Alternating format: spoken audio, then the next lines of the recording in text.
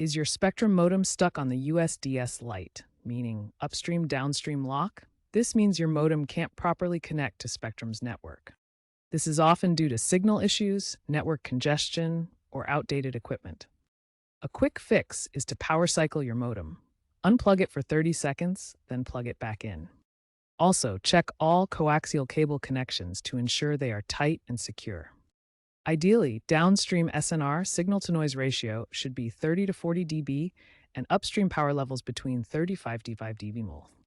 If the issue persists after these initial steps, log into your modem's web interface, usually at 192.168.100.1, to check signal levels and error logs for more detailed information.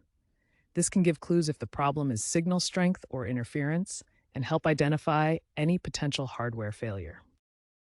If a simple reset doesn't resolve the USDS lock issue, advanced troubleshooting involves examining your cable setup.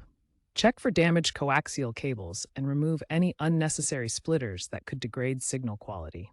If problems continue, especially during peak usage times or after weather events, the issue may stem from Spectrum's network infrastructure.